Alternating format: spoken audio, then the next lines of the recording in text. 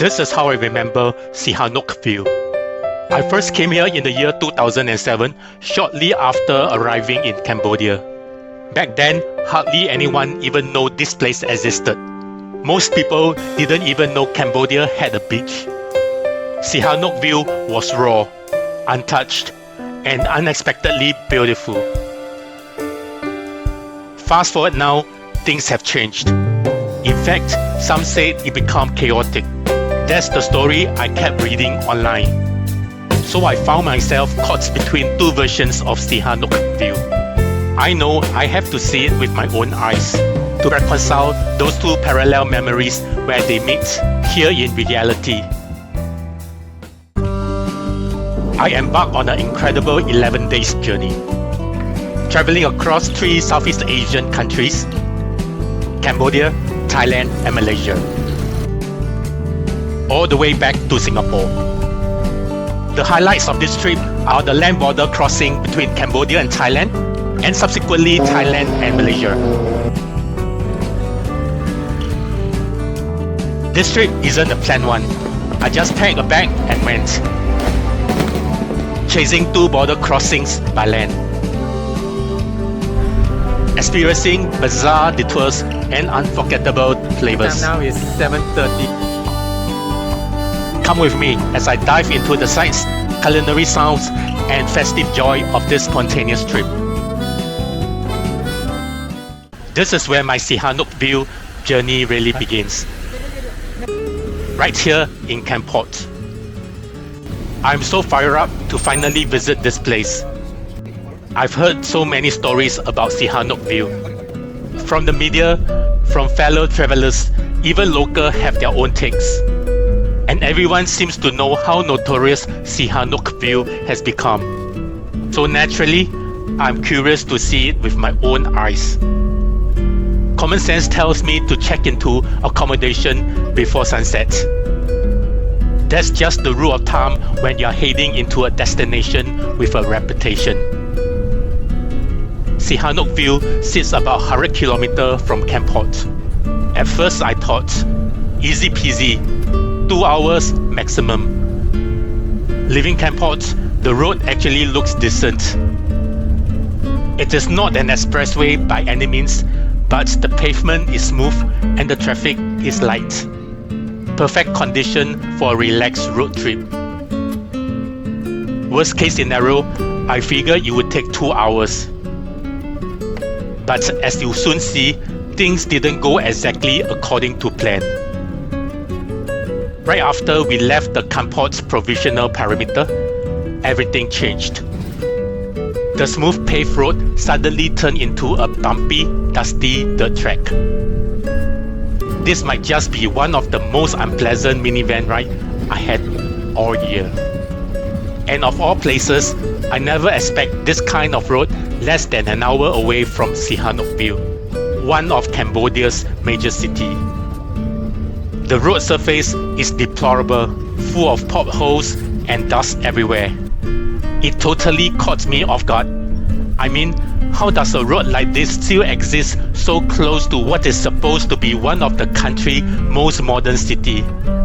For the next solid 10 minutes, it feels like endless suffering rattling over that terrain. If I've eaten anything earlier that day, well, let's just say it wouldn't have ended well. Then, just when I thought I heaved a sigh of relief, something unexpected happened. Out of nowhere, the minivan just stopped in the middle of the road. We are nearly halfway between Kampot and Sihanoukville. I have no idea what happened. The driver disappeared under the hood, frantically trying to fix something. And all of us were just stranded. It is like opening a blind box and getting the worst surprise possible. There's nothing we can do but to wait.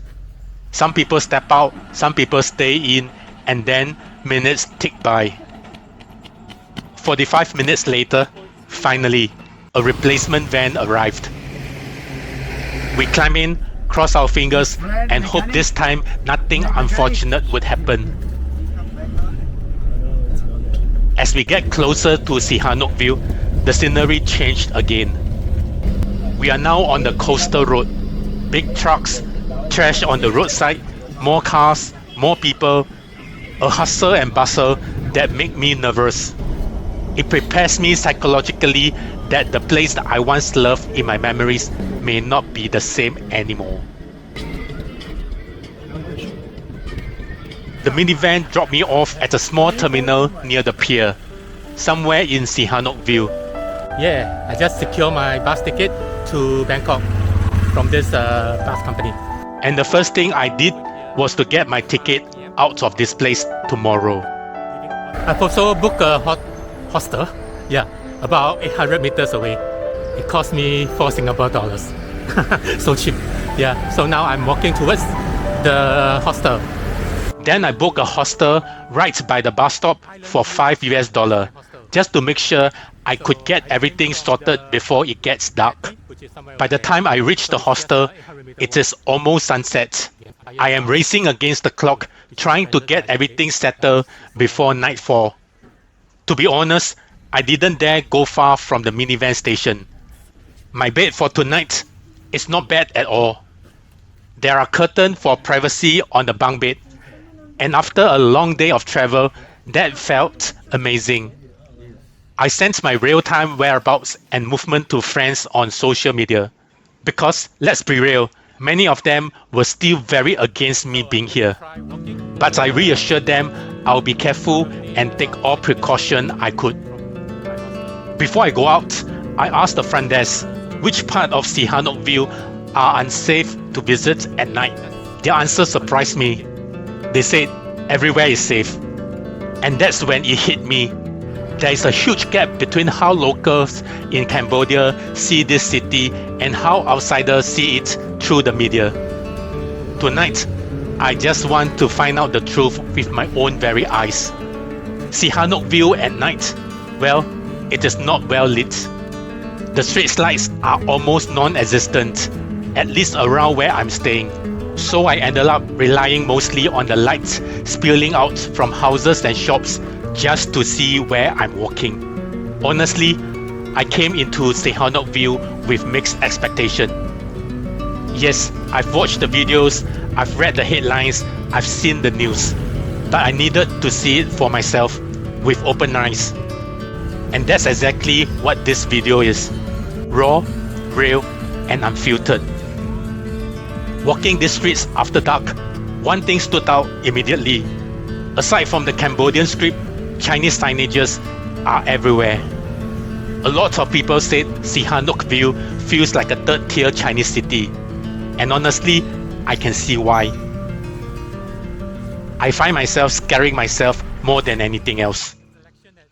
The truth is, even in the darker parts of the town, it's not like there are people sleeping on the streets or shady figures lurking in the shadows. There are people walking around, families, couples, and even kids, just going about their night. Some are walking and texting like it's just any other big cities at home. What's real and very visible there are a handful of defunct casinos along the road, a bunch of half-finished Lanwei-lo, abandoned project that never gets completed, and lots of nightclubs around. But here's the thing, as long as I keep a respectable distance from the nightlife hubs, there is really nothing threatening about it. There's a Chinese saying I keep in mind, 人不犯我，我不犯人. If people don't bother me, I won't bother them. Another Lanwei-lo. So that's my approach here. Be respectful, be aware, watch where I point my camera. At this moment, I'm probably more afraid of stray dogs than people. As I walk around trying to find something to eat, one thing is clear. Foodpanda and Grab Eats sitting outside restaurants look no different than in other cities that I've been. I'm hungry and really wanted something local eats. But most of the shops I saw were selling food off the shelf. And honestly, I didn't want to risk an upset stomach after a long day of travel. Then I see it, a decent shopping mall right at the crossroad, and I thought to myself, I'm just too weak. 太没出息了. After coming all the way to Sihanoukville, I ended up at Burger King. And here's the worst part. I didn't know the double bacon comes with beef. Yes, can I have 13? Single barbecue bacon cheese. So yes, From you. I added. Okay, oh dear. More Cambodian dollars. Here's my food. So there's the bacon and the fries. But you know what? After everything that day, a cold Coke tastes absolute perfect.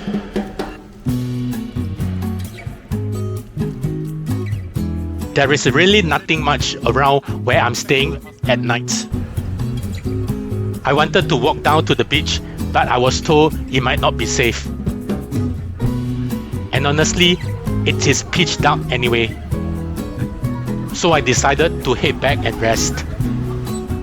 Okay, I'm back to my hostel, safely in one piece. The next morning. Good morning from Sihanoukville. Yeah, just checked out from my hostel right behind. So now I'm walking towards the beach front to take a look at the local beach. Where my hostel is staying, the beach is just right in front. Okay, but this part of the beach is a little bit not too nice. Yeah, let me go to the more proper beach. I first came to Sihanoukville way back in the year 2007. That was like decades ago. So much time have passed, and I still remember the beachfront where I stay, somewhere. But I didn't make any notes the other time. I never record exactly which stretch of the beach it is. So now, on this trip, I've made it my personal quest to walk the beaches of Sihanoukville one by one, hoping that somewhere along the way, a piece of that memory would come back to me. With that, I start with the beach closest to my hostel, Mlop Chrey Beach. The sand here is rich golden color, and there are pubs and restaurants lining most of the beachfront. Walking along the sand, I also spotted a half-constructed building sitting right by the beach. Frozen in time, abandoned somewhere along the way. The stretch of beach over there is a little bit dodgy. Yeah, so I think I better backtrack a little bit and go by the main road. I try to walk the length of the beach, but there are stretches where the condition made it impossible. Obstacles along the way, construction, or just terrain that wasn't walkable at the water edge. So after exploring as far as I could, I turned back and head back up to the streets again, ready for the next stretch. There were times when I start taking a shortcut across some of these semi-abandoned buildings, hoping it would lead me back to the beach faster. I ended up being chased off by a caretaker or someone who clearly didn't want me to be there. I could not help but wonder what lies behind all these half-built structures. Sometimes I think ignorance might truly to be blissful. This whole walk has become a bit of trial and error, weaving through lanes, dead ends, and closed-off paths. Oops, looks like I've missed the Hawaiian beach. But never mind, I will still go to other beaches, which is right in front. Just to find my way to the next stretch of sand. Eventually, a small lane opened up and finally brought me back to the beachfront. This is Hawaii Beach. Well, at least the far end of it. The part that feels quieter, a little more peaceful. From where I'm standing, I can see a bridge stretching from the mainland to Kampot Island. That little hilltop of land just off the coast. It is a beautiful sight against the horizon. There are a couple of fishing boats coming ashore with the day's catch. Fresh seafood heading straight to the nearby stores. Some of these boats even offer trips around the coast if you want a different perspective of Sihanoukville from the waters. But my beach hunt doesn't stop here. I continue walking in search of coast and quieter sand, only to find that in many places the beach isn't accessible from the shore. So that means walking along the main road again, because the shoreline is blocked by constructions, building, or terrain that doesn't let me get down to the water. Still, every step reveals something different. Just behind the hill is Ratanak Beach, nested in a little cove. It looks very inviting, calm water, the classic beach vibe. I've now walked to the Independence Beach. This is another famous beach in Sihanoukville. A few hundred meters away, I stumbled upon Independence Beach, one of the more well-known beaches in Sihanoukville. This beach has a reputation of being one of the cleaner, quieter stretches of sand near the city center. And it's often praised for its coastal view and laid-back atmosphere. There is a pier here, and something like that I cannot miss. So I walk out onto it. One side, I can see parts of Sihanoukville skyline. From the other, I can catch glimpses of resorts like Soka and other development dotting along the coast. There are quite a few locals gathered at the end of the pier, just hanging around, chatting, taking in the breeze. And it gives these parts of the beach a different vibe from what I see in town. Along the main stretch of the beach, people are picnicking, kids are playing on the sand, and vendors selling snacks and local food. That gives me the classic Cambodian beach experience. You can even take part in some of water sports here, from kayaking to paddleboarding to snorkeling and sometimes boat rides, depending on what's available that day. There are many more beaches stretching along the coast, but after a while, I decided not to walk any further. I turned back inland, heading towards the city center. And as soon as I stepped off the sand and into the streets, I was reminded why Sihanoukville grabs your attention right from the very first step. Just along this 100 meters or so journey, there is a stark contrast on full display. Shining new hotels besides boarded up construction, and next to the makeshift shacks where families actually lived. And that's exactly the thing about Sihanoukville. It is raw, it is real, and it is very in the face. There is this strange mix here. Gleaming shiny buildings right next to abandoned structures that look exactly they run out of time, and I seriously consider trying to count them, but they are just too many. Everywhere I look, another skeleton of a construction left behind. Despite the hunger starting to hit, so I ducked into a small supermarket instead. It feels so good to see a decent mall. Okay, behind me is View Mall, which is touted to be the biggest mall in Sihanoukville. And just I was starting to feel overwhelmed by all the half-finished buildings and empty lots, I finally come across View Mall Sihanoukville. View Mall, here I come. Whoosh.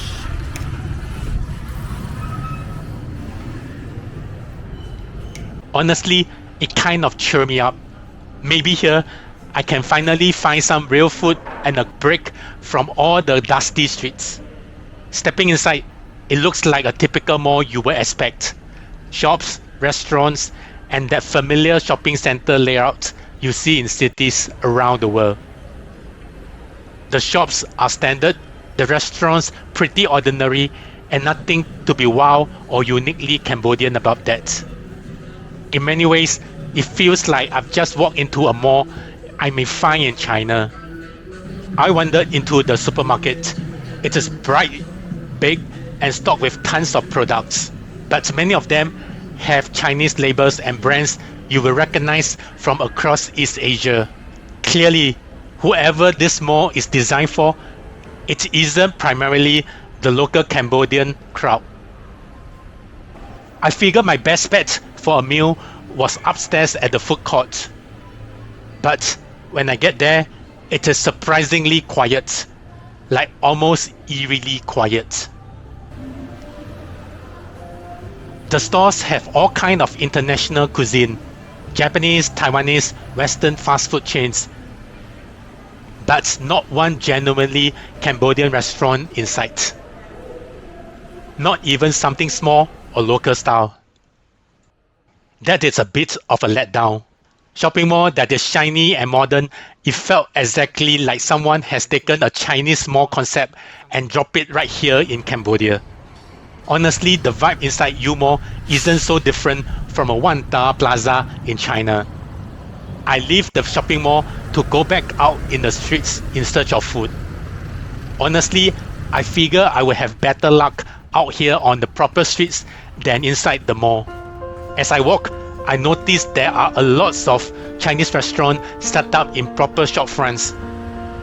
Testament to the huge amount of investment and visitors from China in this city.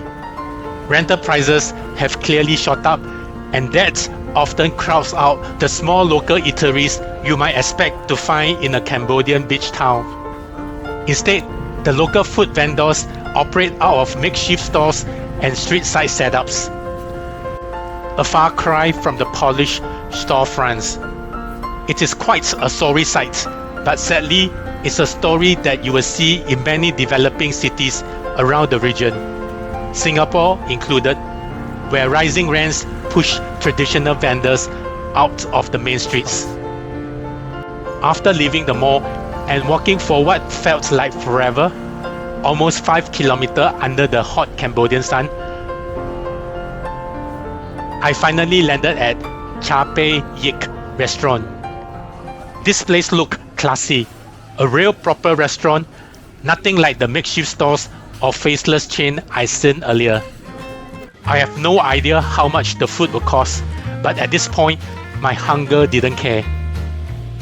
The staff greeted me warmly and led me up to the second level, where the atmosphere feels calm and comfortable. One person. Can I sit? Oh, okay. The waitress takes the time to explain some of the local dishes. So this is amok. And that's right there is Okay. a good sign. So I have amok, small one with rice. Yeah, can I have a Angkor beer? So it's this, right? The big one, right? The bottle. This is my first taste of authentic Cambodian food in days. What I ordered is amok, curry dish with fish, coconut and spices. If you have tasted Southeast Asian curries or ota before, this has a familiar yet distinct flavor profile that just hits right. I pair it with a local beer, and when the food finally arrived, oh man, it was so good. The prawns and squid were fresh, and every bite had that rich, comforting taste you crave after a long walk. Honestly, it is really worth the trek. So you have got prawns. Wow, a lot of prawns. I think there are some squid. That's a prawn. And the price, just under $11.75 US for a satisfying, well-made meal. Before I come here, when people mention Sihanoukville, headlines like kidnapping, scam compound, and cybercrime hubs are everywhere. The kind of stories that makes one family panic. In fact, I told mine I wasn't really coming here. A little white lie just to keep them calm. I've covered as much of Sihanoukville as possible on foot. And here's what I found. Contrary to many of the dramatic headlines, there is no immediate sense of danger when it comes to everyday safety. At least not for a cautious traveler who sticks to the main areas during the day. Maybe Kampot. One staff at my hotel even told me he came from Manchester. And by his experience, Sihanoukville feels safer than where he grew up. That said, the city does look a little bit unsettling in places. There are so many unfinished buildings, abandoned projects, and empty shop fronts. Some dodgy trades and compounds in Sihanoukville have even been linked in news reports to false scam operation. So yes, you do need to take usual travel precaution. Be alert, stay aware, but don't let fear paralyze you. Now it's time to leave Sihanoukville. Time to leave Cambodia and head towards Bangkok through the Thai-Cambodian border. Okay, my transport has come. That wraps up my 24 hours journey to Sihanoukville, a kind of personal closure. This trip connects my memory from the year 2007 to right now, nearly 20 years later. Everything here has changed since then, but one thing that stayed the same is the sun setting over the horizon. If you made it this far, thank you.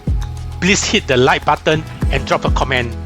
Your support helps these small traveler stories reach more people.